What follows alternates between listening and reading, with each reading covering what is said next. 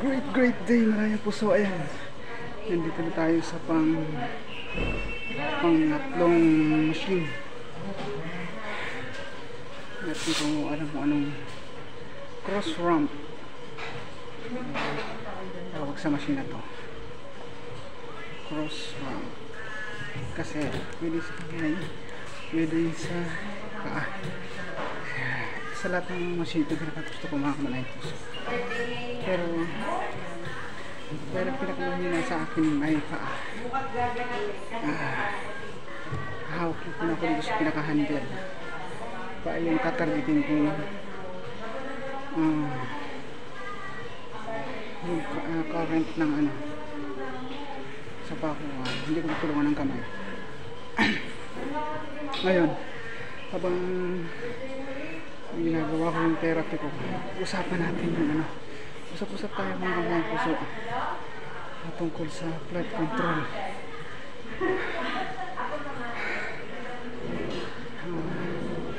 Sige, simula tayo sa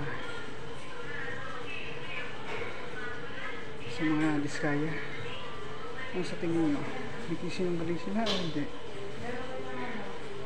Matik na yun. Hindi na kailangan tanongin, matik na yun na nagsisinungaling sila. Siguro kung i-categorize natin mga 90% pagiging sinungaling nila. Para sa akin, DPWH, mga officer, ganun din,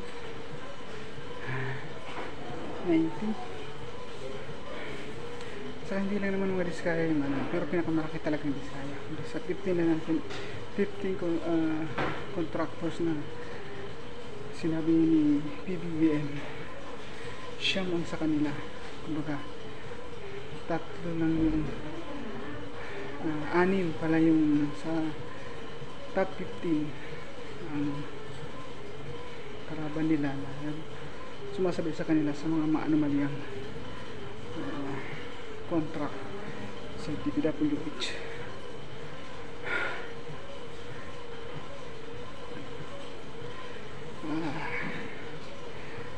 Lahat sila masinungaling at magnanakaw. Yan. Yung contractors ay yung nasa DPWH plus yung mga gumagawa ng budget. May camp yung sa Senate, sa Congress, yun, magkapatid sila, magkakamag-anak sila, magkakadugo sila. Lahat sila ay matatawag natin salot ng lipunan, sakit, kanser ng lipunan. Dahil sa mga pinagagawa nila, wala silang awa, wala silang konsensya, masahol pa sila sa hayop. Yun dapat patawag sa kanila. Yung sa DPWH, ang sinasangkot, kinakanta, nasa Senate, yung senador, yung Diskaya family, ang kinanta ay nasa Congress. Pero tama rin yung sinabi ni Mayor Vico Soto na mayroong official sa DPWH na sangkot, mayroon sa Congress, mayroon sa Senate, and then meron din yan sa lokal. Meron yan, hindi mawawala yun. At ginagawa nila, nililinis nila, nililito nila taong bayan sa yung paniniwalaan.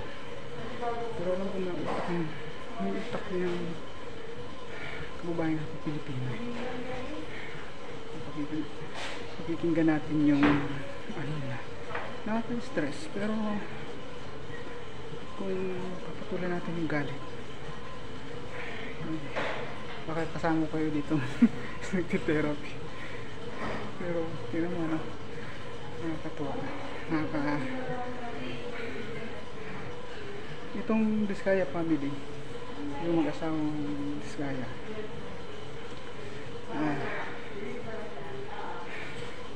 ang sinangkot lang niya ngayon lang na administrasyon Pero ang mahirap dyan, mga nadulas talagang ang isda nahuhuli sa bunganga isang uli sila ng isda, big fish nga talaga sila. Sinabi nung babaeng Biskaya na simula sa Nagulita sa DPWH, pinasok nila yung kalakar na sa DPWH ay 2016. Sinabi nila yun, at nakita natin sa record na nilabas ni Senator Ping Lacson na talagang 2016 talaga nagsimulang maging bilyon ang kita nila sa pagiging kontraktor at sa pamamaraan ng DPWH. Kaso noong panahon nasa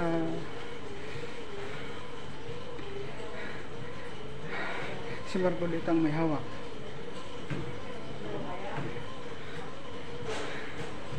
ay ang kinanta niya lang, sinabi niya lang ay ang 2022-2023, parang gano'n. Yun lang yung pinili panahon na ng PBBM ngayon ang administrasyon. Pero ang mahirap nun, nadulas na naman yung lawyer nila, yung attorney nila. Yan lang yun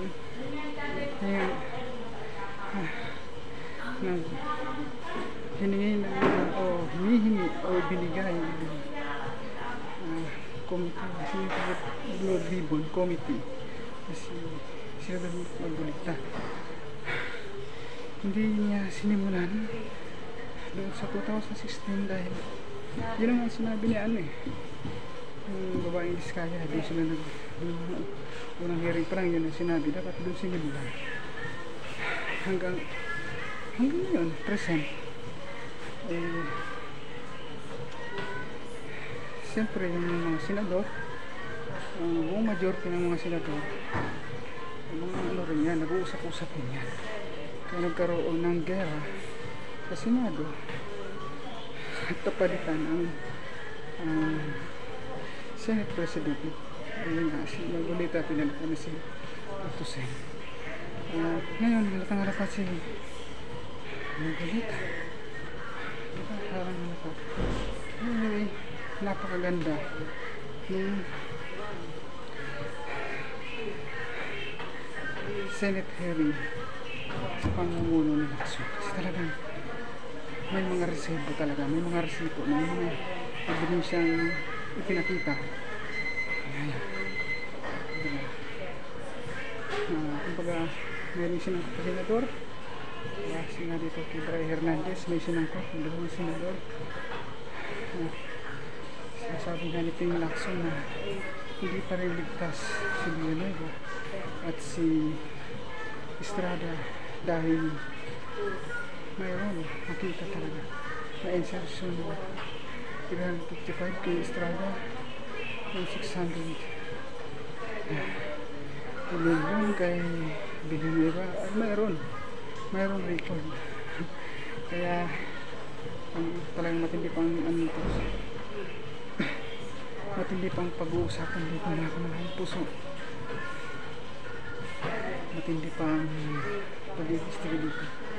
At ako'y naniniwala dito kay Lacson.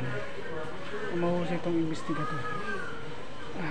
Kung pagbabasyan lang, kasi maraming magkakalat sa social media, pinaggahan nila lawyer o hindi lawyer. Ano sila?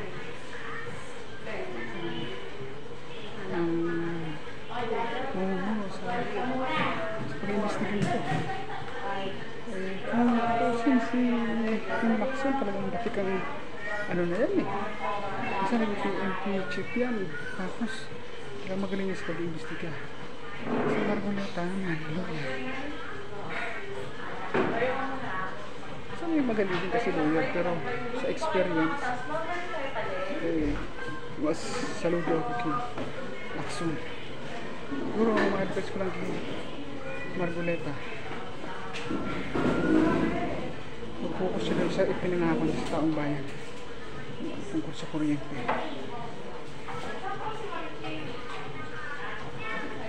Tapos pag-amin yan ng batas, doon sa bagay maging comfy. Kung ibibigay sa kanya yun. Kasi, lawyer na yun siya. Hihilig siyang magkuting-ting ng batas. Pero, kahit na magaling siya sa batas, susupal-pal pa siya nila. Kasi yung pinagpipilitan niya ay talagang pinag-aralan niya ni Lacson kasi investigador kahit hindi siya lawyer. Maging investigador, maging PCMP ba yan? Matagal maging investigador. Yung nasa pinakamawang sa kapulis ay ano na yun ang mga pulis at pag-investiga. Magaling yan si Lacson ng Kamalahayang Puso. Ayan.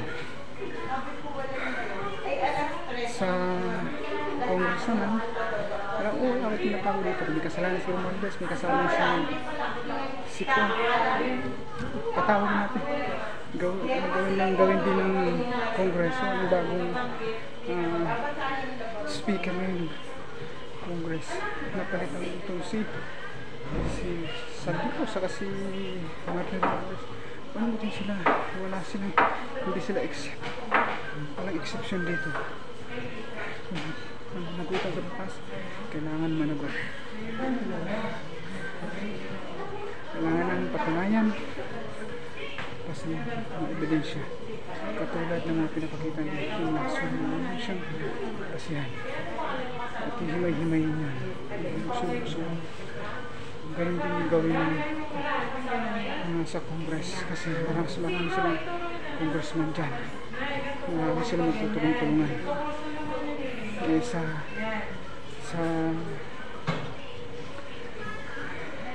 Senate nakaunti ay mayroon pang Duterte Black. Hindi wala. Alam niyo, ba't pinatawag na Duterte Black? Ba't minority black? Ba't Duterte? Minority majority, wala naman Duterte. Sino pinaglilingkuran ba ng mga yun? Si Duterte. Dapat hindi ganun. Dapat minority black. O baka naman katawagan lang yan ng karamihan. Pero kasi sa mga balita, marami kasi yung sinasabi Duterte Black. Nakakaloka. Kaya yan, Kamalahayang Puso. Hindi ko alam kung clear yung mga sinasabi ko sa pagdinig ninyo o hindi. Kasi maingay talaga dito. Kaya akong tinaray ko lang kung habang therapy hindi kayo pag-chika. Ibig sabihin nalakas na yung cardio ko. Ito yung napalakas dito yung cardio talaga Kamalahayang Puso. Ayan, sana kaintindihan po tayo sa pinagsasabi ko mga Kamalahayang Puso. Maraming salamat and see you next episode ng Blood Control Chikahan. Yay! Bye-bye!